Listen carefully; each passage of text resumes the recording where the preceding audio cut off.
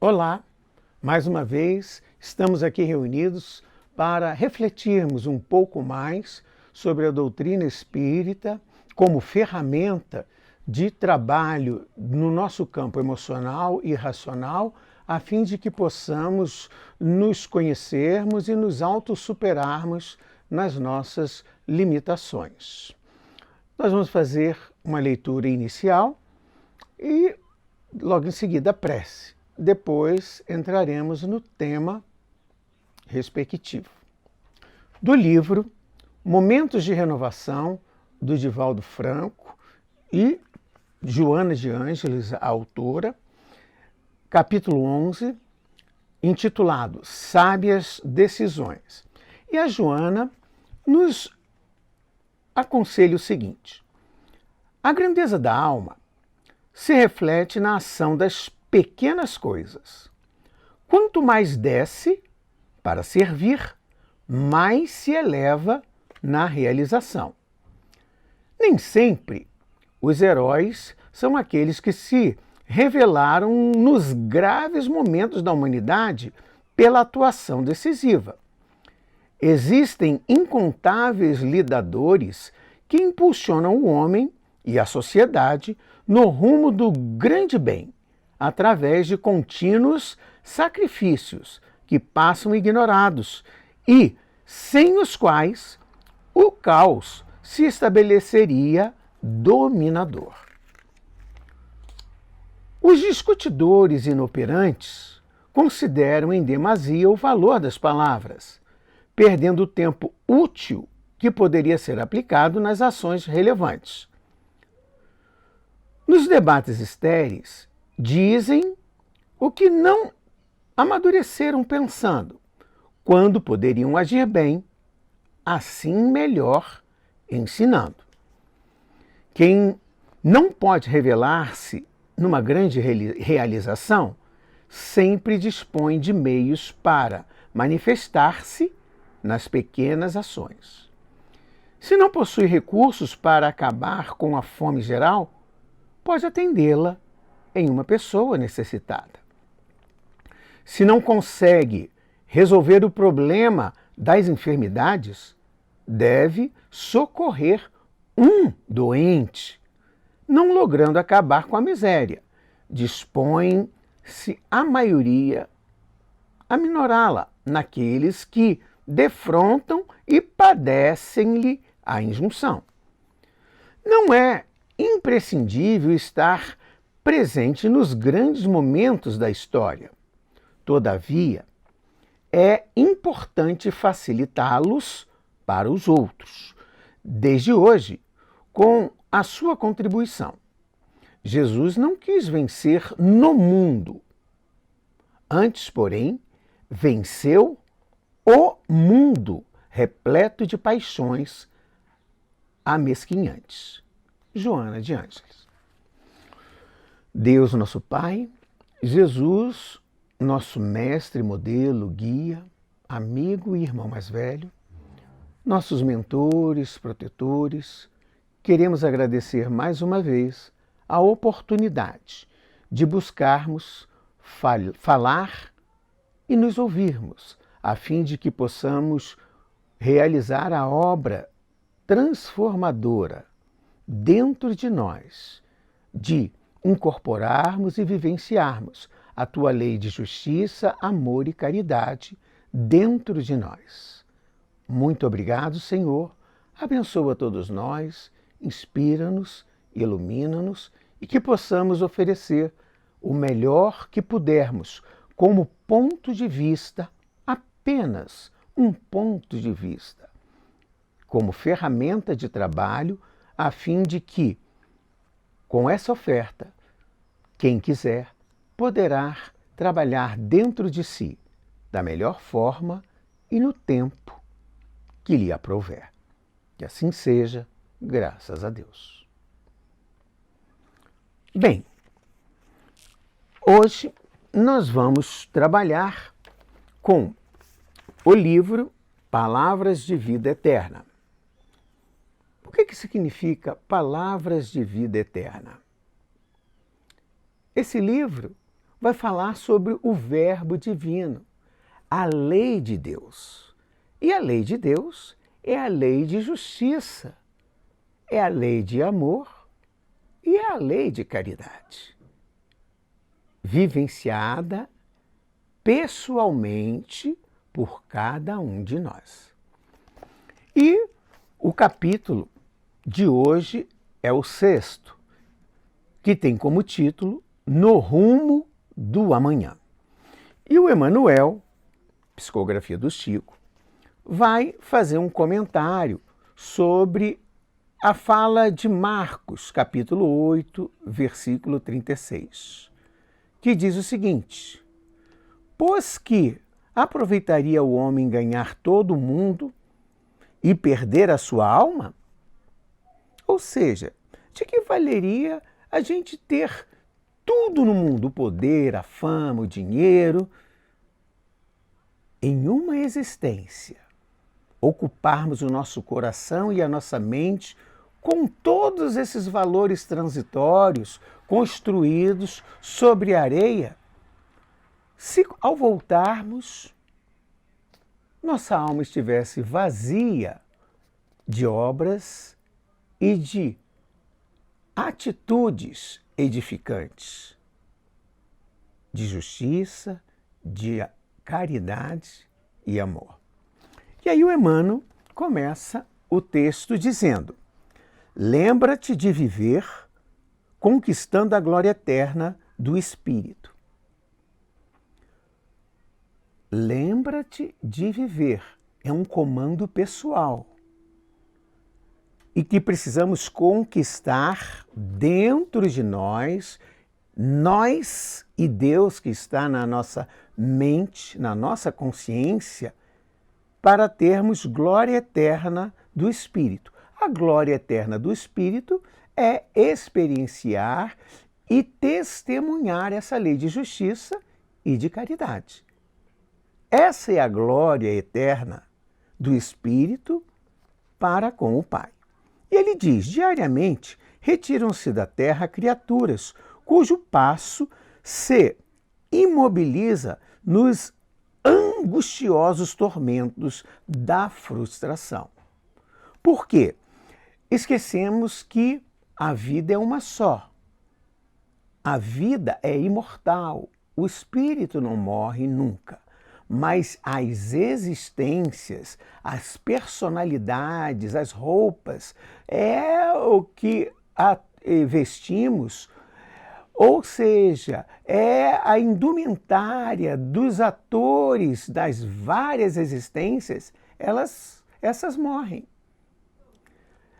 E quando a gente constrói a nossa vida em cima desses papéis que vão morrer, nós nos frustramos quando voltamos à pátria espiritual.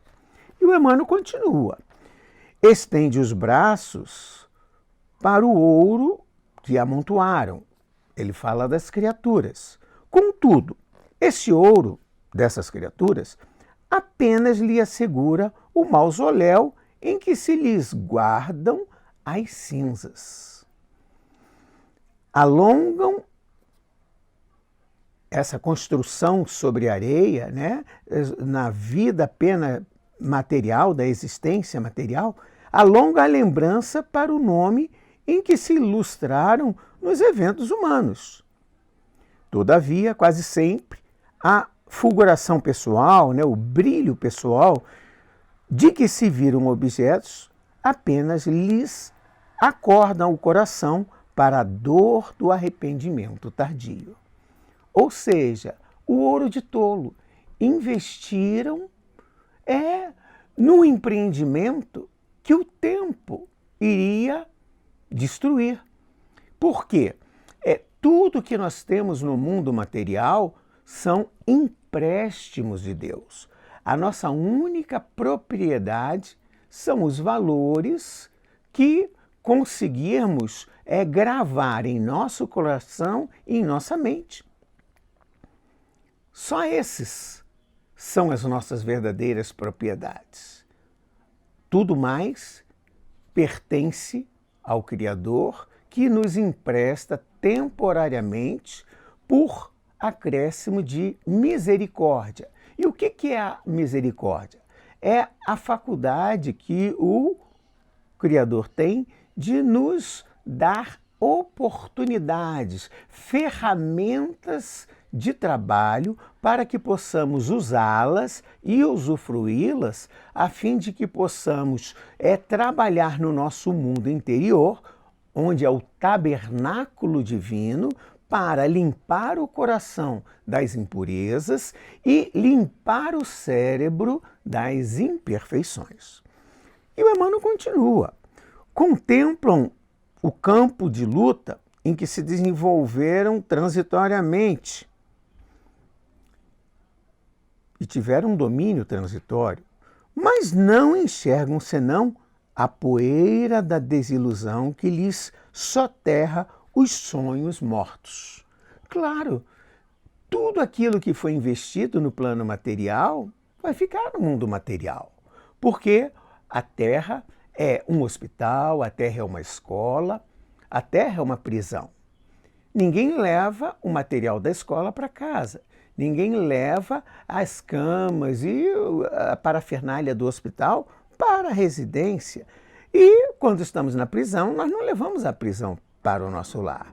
Tudo isso são recursos pedagógicos para que possamos trabalhar no nosso mundo interior. Sim, diz Emmanuel, em verdade, passaram no mundo, em carros de triunfo na política, na fortuna, na ciência, na religião, no poder. Mas tudo isso são ferramentas, são empréstimos temporários oferecidos pelo Criador. No entanto, incapazes do verdadeiro serviço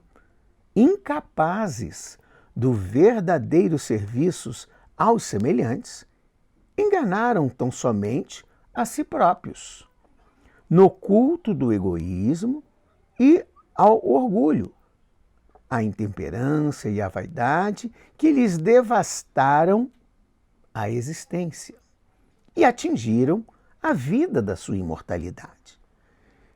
E despertam, além da morte, sem recolher-lhes a renovadora luz. Continua ele, recorda os que padecem na derrota de si mesmos, depois de se acreditarem vencedores no mundo, dos que choram as horas perdidas, e procura, enquanto é hoje, enriquecer o próprio espírito para o amanhã, que te aguarda, porque, consoante o ensino do Senhor, nada vale reter por fora o esplendor de todos os impérios do mundo, conservando a treva por dentro do coração. É interessante a gente refletir sobre isso. Por quê? De que valeria o homem ganhar todo o mundo numa única existência e perder sua vida, sua individualidade, com séculos ou milênios de reparação? Será que vale a pena? O nosso objetivo no mundo material é fazer a vontade do Pai. A vontade do Pai está manifesta no Evangelho, que é a boa notícia, que é o Verbo divino. O verbo não é substantivo, não é adjetivo, não é preposição. Verbo é ação, é atitude, é testemunho. E qual é o nosso objetivo aqui? E com a oferta de todas essas ferramentas, tentarmos gravar em nosso coração e em nossa mente a lei de justiça. Precisamos ser homens e mulheres justos. Precisamos ser homens e mulheres de bem. E esse verbo divino deve ser plantado dentro de nós. Não é cobrando o outro.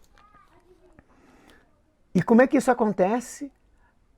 A gente dando o nosso testemunho pessoal no mundo interior para o nosso Criador,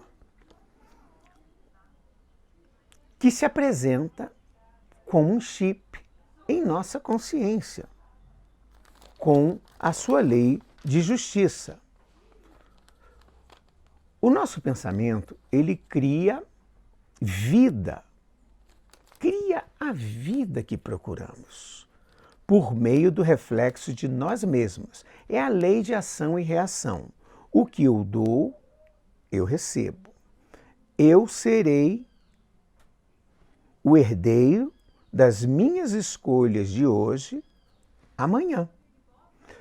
Daí a importância e o cuidado que devemos ter na semeadura, na escolha dessas sementes. O que é que eu vou me dar? O que é que eu mereço para poder receber de mim mesmo o melhor? Eu me amo? Se eu me amo, eu vou escolher o melhor para mim. Somos herdeiros das nossas próprias escolhas.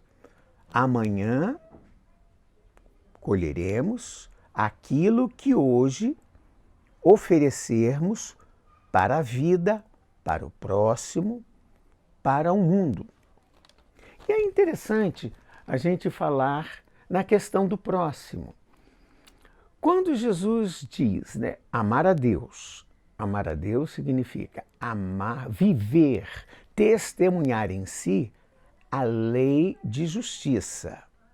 É uma relação pessoal do filho com o pai. O próximo não entra nessa relação. Quando ele pede isso de nós, esse é o primeiro dever, de vivenciarmos, de testemunharmos de nós para conosco, já que Deus está na nossa consciência, essa lei. Uma vez conseguido isso, passamos para a fase 2, para uma fase de convivência social com o próximo. Mas nós, em verdade, não usamos adequadamente essa palavra próximo na amplitude que ela requer. Quando Jesus fala do próximo, ele não está falando só de um outro ser humano. Não. Próximo é tudo aquilo que está em nosso derredor.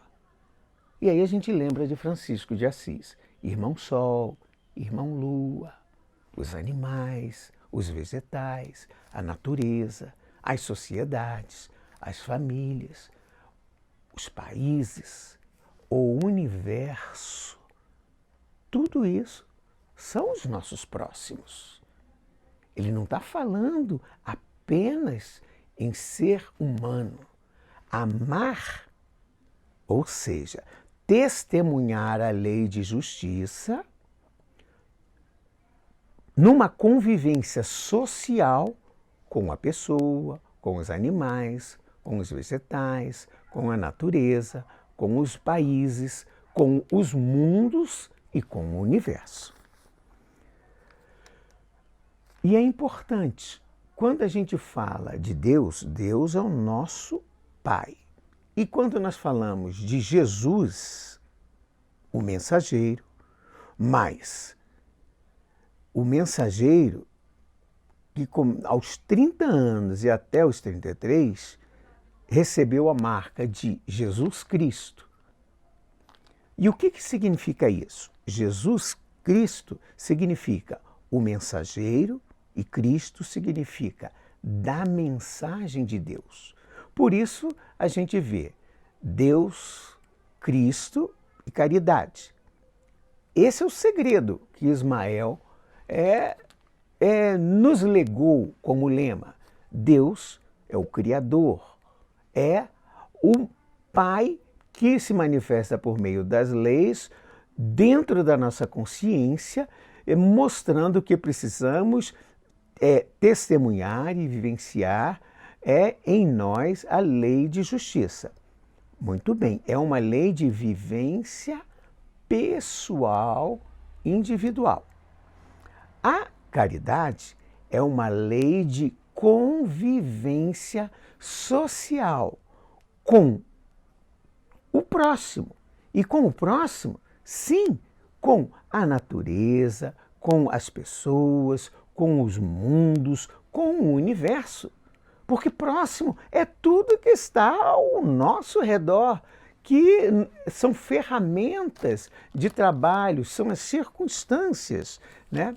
Então, quando a gente entende que a justiça, que é uma tarefa de vivência pessoal, precisa do testemunho, que é a vivência, né, por meio do amor, desses ensinos para conviver com as diferenças, com as diversidades, sem julgamentos, sem críticas, sem ironias, sem reclamações, sem revoltas.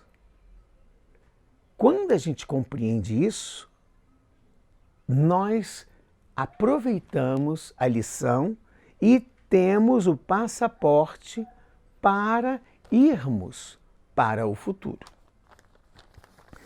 Bem, o que Deus espera receber de nós?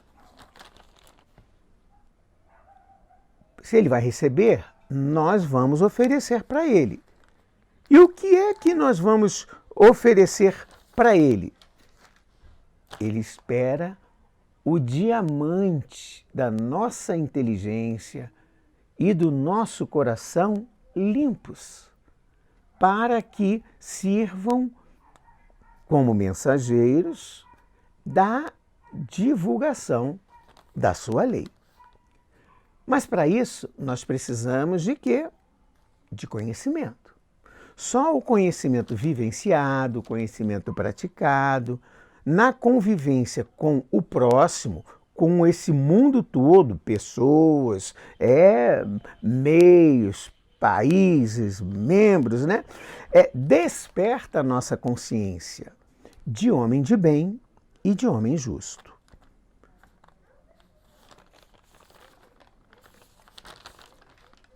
Ele diz mais que Deus habita o nosso mundo interior. Esse é o foco.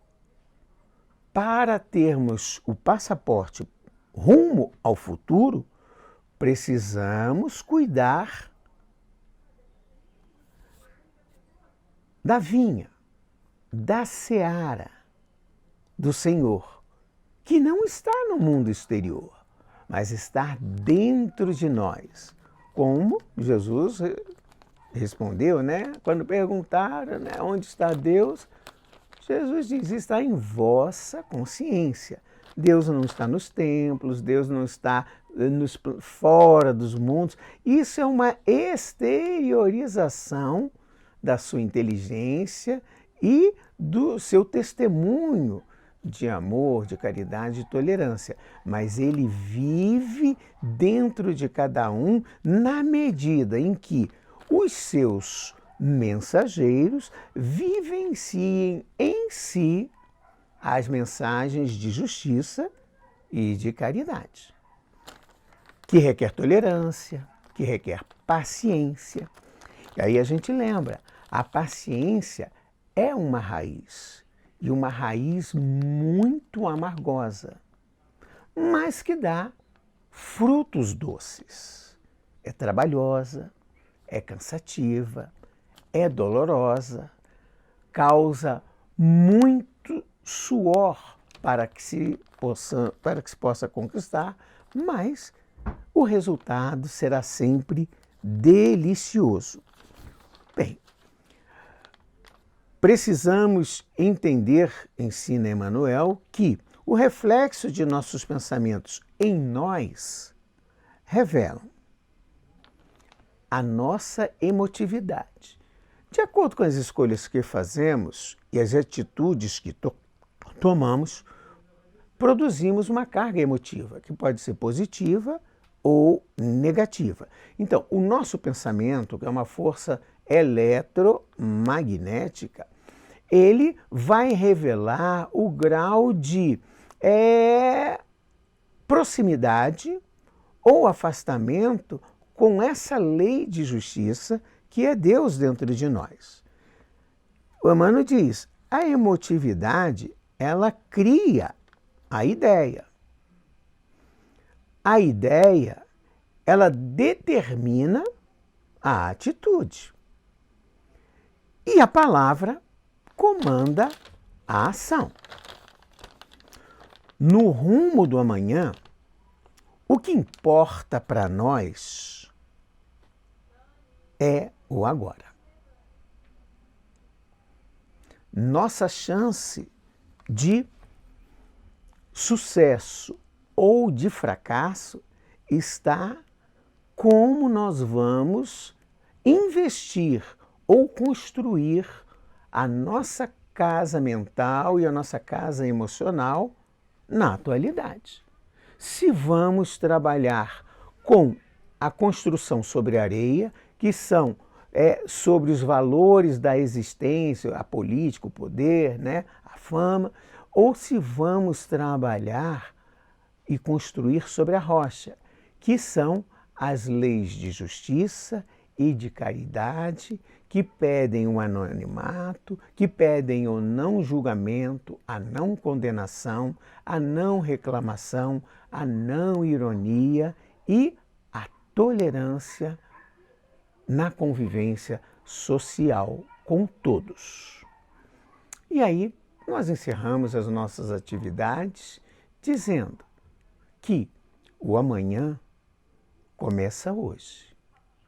E o hoje não volta amanhã, que o futuro é agora. E o agora não é depois. Que venha o porvir, o futuro, no hoje que não se pôs. Que não percamos a hora de ir, porque depois é sempre depois. E depois?